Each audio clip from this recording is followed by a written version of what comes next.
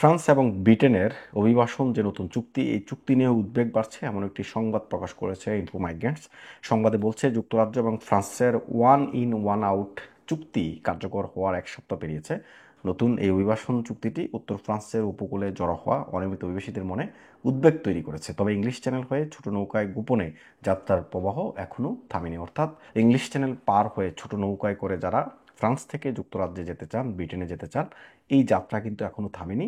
One in one out যে চুক্তি করা হয়েছে ফ্রান্স এবং ব্রিটেনের মধ্যে, সেই চুক্তির এক সপ্তাহ পের হয়েছে। 30 বছর বয়সী মিশরের নাগরিক আদনান ছদ্মনাম মাত্র 2 দিন আগেই কালে শহরে পৌঁছেছেন। শহরের কেন্দ্রস্থলে কয়েকটি অস্থায়ী তাঁবুর মধ্যে একটিতে থাকেন তিনি। তাঁবুর কাছেই বসে তিনি মনোযোগ দিয়ে মোবাইল পাচারকারীর সঙ্গে যোগাযোগের চেষ্টা করছিলেন। তিনি বলেন, আমি চেষ্টা করব চ্যানেল পার হওয়ার যত দ্রুত সম্ভব। ওরা যখন লোকজনকে আটক করে ফেরত পাঠানো শুরু করবে তার আগেই আমাকে যেতে হবে। চুক্তি অনুযায়ী ছোট নৌকায় যুক্তরাজ্যে পৌঁছানো প্রতিটি অভিবাসীকে ফ্রান্সে ফেরত পাঠানো হবে। আর বিনিময়ে লন্ডন প্রতিশ্রুতি দিয়েছে ফ্রান্সে বসবাসরত একজন অভিবাসীকে গ্রহণ করবে যিনি অনলাইনে যুক্তরাজ্যে আশ্রয়ে আবেদন করেছেন। অর্থাৎ যারা ছোট নৌকায় করে যুক্তরাজ্যে যাওয়ার চেষ্টা করবে সবাইকে ফেরত পাঠাবে, কিন্তু লন্ডন কি করবে, ফ্রান্সে বসে যদি কেউ অনলাইনে যুক্তরাজ্যে আবেদন করতে চায় তাকে ফ্রান্স থেকে নিয়ে যাবে।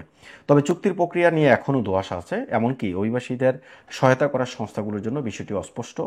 কালে ভিত্তিক সংস্থা উব্রেজ দে মিগ্রো এর মানবিক প্রকল্প চ্যানেল ইনফো প্রজেক্টের সমন্বয়ক গ্লোরিয়া সিয়েসচু বলেন, এটি নতুন এক নীতি কিন্তু একেবারে অযৌক্তিক। এমন জটিল প্রশাসনিক প্রক্রিয়া আসলে আমরা নিজেরাও বোঝার চেষ্টা করছি।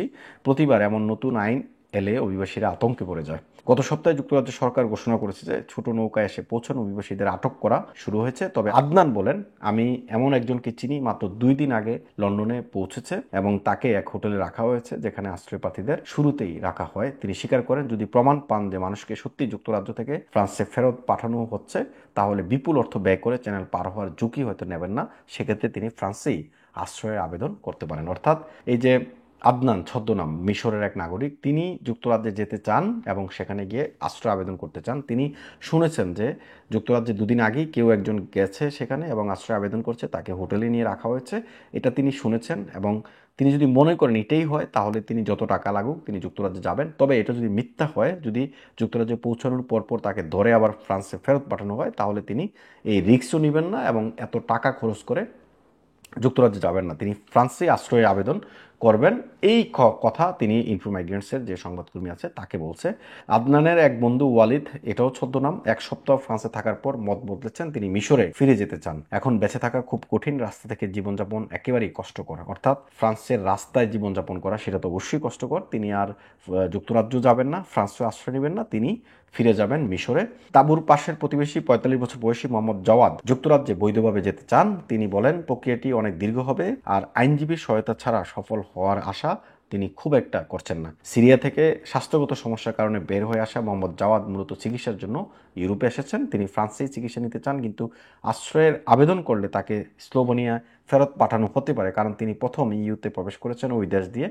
গ্লোরিয়া সিয়েসু বলেন, মানুষ এখনও চ্যানেল পাড়ি দেওয়ার পরিকল্পনা করছে কারণ অনেকের সত্যি অন্য কোনো বিকল্প নেই। অর্থাৎ কী কারণে যুক্তরাজ্যে যেতে চায় ফ্রান্স থেকে, এগুলো এক একজনের কাহিনী ভিন্ন রকম। কারণ ফ্রান্সে পলিটিক্যাল অ্যাজাইলাম নেওয়াটা এখন অনেকটাই ডিফিকাল্ট হয়ে গেছে, কারণ আপনার যখন অন্য দেশের ফিঙ্গার চলে আসবে, বর্ডার ফিঙ্গার চলে আসবে, বা আপনি কোন দেশ দিয়ে ইউরোপে প্রবেশ করেছেন সেই দেশের ফিঙ্গার চলে আসবে, তখন ফ্রান্স চেষ্টা করবে আপনাকে ওই দেশে প্রথমে পাঠাতে।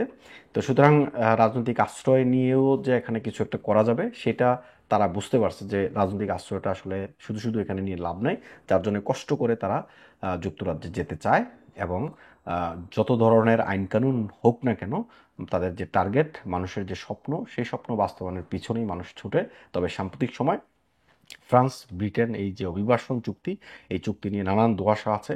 যারা এনজিও আছে, যারা মানবাধিকার সংগঠন আছে, যারা এই কাজগুলোই করে, তারাও বুঝতে পারছে না যে আসলে এই যে চুক্তি, এই চুক্তিটি আসলে কিভাবে সম্ভব, এবং অভিবাসীদের মনে একটা আতঙ্ক তৈরি হয়েছে।